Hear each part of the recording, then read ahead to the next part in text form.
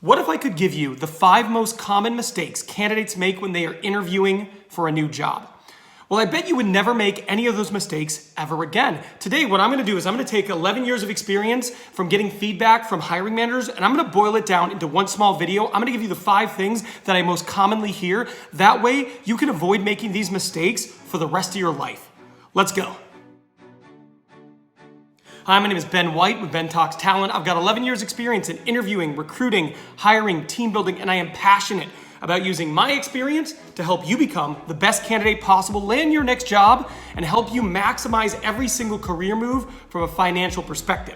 In today's video, I want to talk about common mistakes that I have seen candidates make over and over and over again, both as a hiring manager, but also as a recruiter, somebody who talks to hiring managers and go, hey, what went wrong? Why aren't you moving forward? Ben, it was this. I'm going to give you 5 of the mistakes that people make all the time. That way, you can use that information to avoid making them in the future. But before we do that, real quick, before we get into the video, if you haven't already, take 3 seconds and subscribe to my YouTube channel. Hit that notification bell. That way you never miss one of my videos. And if you are not new, welcome back. Now, the first thing I want to do is I'm going to give you the first big reason. I talk to hiring managers all the time, and one of the things that is so confusing to me is a hiring manager go, you know, Ben, this person seemed really, they seemed qualified, but they just didn't seem that interested in a role.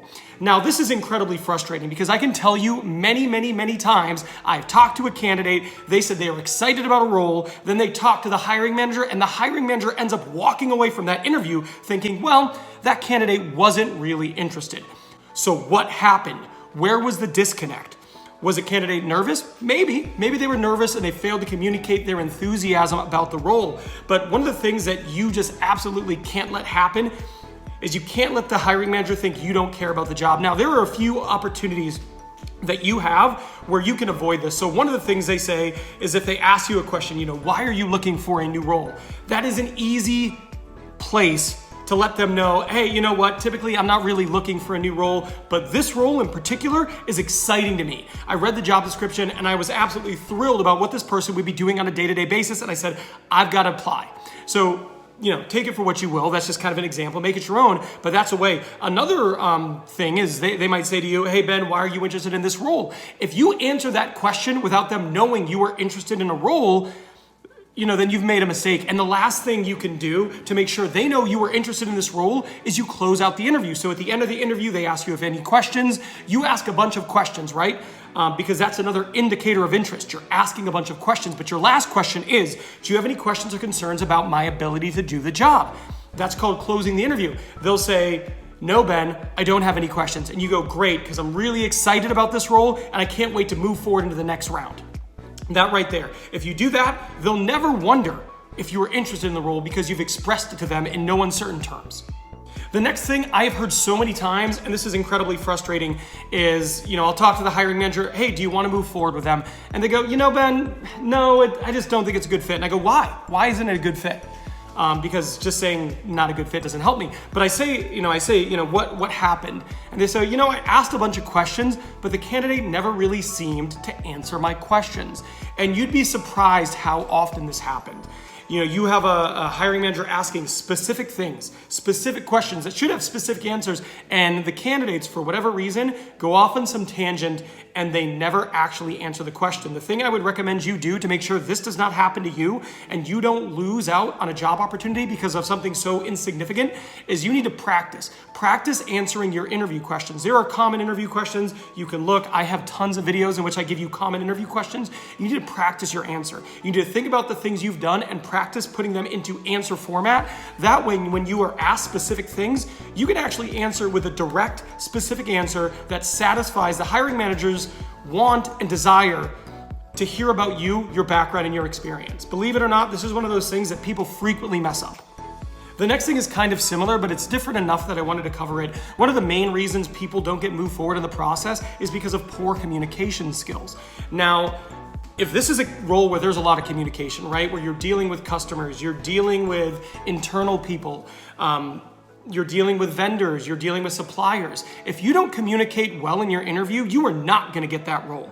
It makes up too big of a component of what you'll be doing on a day-to-day basis. So In roles where you're going to be doing a lot of talking, a lot of communicating, it is absolutely critical that you answer in a really concise and effective manner. I get a lot of feedback like the candidate was rambling on, or they were talking a lot, or they lost their train of thought frequently.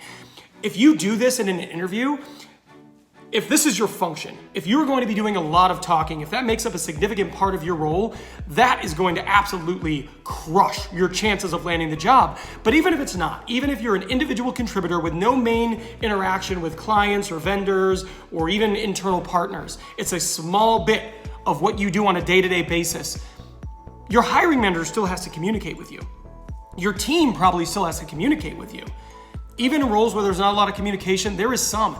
And hiring managers aren't excited about hiring people they have a hard time communicating with. So one of the things that I want you to do is when you're talking and they're asking you interview questions, build yourself little skeletons. For example, if they ask you a question like, Ben, tell me about a time, that right there, that's a key that you need to answer in the STAR method. Situation, task, action, result. Communication is so important, and you're going to be nervous in your interviews, but you still need to find a way to answer the questions that you're being asked in a concise, effective, yet thorough way. So that's one of the things you can do as you practice for your interview, as you get ready for your upcoming interviews. You need to be talking through your answers, and you need to be talking through the things you've accomplished in your resume so that you can turn the stuff you've done into great interview answers. The next thing I want to talk about is a really frustrating one. And that's when, I'll ask a hiring manager, why aren't you moving forward with this person? And they'll say, Ben, they didn't seem to have the experience that I like. This is particularly frustrating because sometimes I've talked to the candidates, I've gone through the job description, and I know they are a fit. So what happened? Where's the disconnect? The disconnect is that the candidate doesn't communicate that to the hiring manager. So maybe they're talking through their examples and they're not highlighting things that they've done that make them a good fit for the role. As a candidate, one of the keys to succeeding in interviews is you need to communicate to them why you are a good fit. You can do this culturally, of course, right? Why are you a good values alignment? But if you're not communicating why you're a good fit based on the job description, you are absolutely missing the boat. You need to look at the job description and you need to save it. When you apply to a role, make sure you save that job description, copy it, paste it in Word or OneNote, because that might get taken down once they reach a critical mass of applicants. So save it right away, and before your interview, go through and look at all the must-haves or the desired or required qualifications. And I want you to look at those, and if it says 5 years experience in procurement, write down, I have 7 years of experience in procurement. So that way you go through and you realize I do check the boxes, and then be prepared to talk to how you do check the boxes to the hiring manager. So many people assume the hiring manager knows they are qualified. If you don't communicate it to them, there's no way for them to know it. You need to take control of that and communicate during your interview why you are a good fit. The last thing I want to talk about is sometimes candidates mess up or they misanswer critical interview questions. There are some interview questions where if you don't absolutely nail it, it's okay, it's not the end of the world. But there are some questions where you need to get it right. And if you don't get it right, it's an automatic discard. So I did a video maybe 2 or 3 weeks back on questions you absolutely have to answer right. I would say go watch that video. That is a thing that candidates get wrong all the time. Questions like, what makes you qualified for this role? If you don't crush that role, you're not gonna get the job. When they ask you, what do you know about our organization? That's basically asking you, are you the type of person who is prepared, and are you motivated to join our company, not just accept any job? If you don't get that question right, you will not get the job. So that is another big reason. There are critical questions you have to answer if you want to nail the job, and if you want to nail the interview and get the job. And if you don't answer those, you can't hope to be successful. So I would go say, I'll link that in the description box below, not job description, and go ahead and check that out. It's a good video, and if you practice those critical questions, you'll be much better prepared for your job interview. There you go. Those are the 5 things that candidates frequently get wrong. If you can change these 5 things and put them in your favor instead of to your detriment, you have a much better chance of getting an offer. I hope this helped. If you like this video, you're still here, do me a favor, smash that like button. It tells YouTube I don't suck, and I appreciate it. Good luck in your next interview. You got this.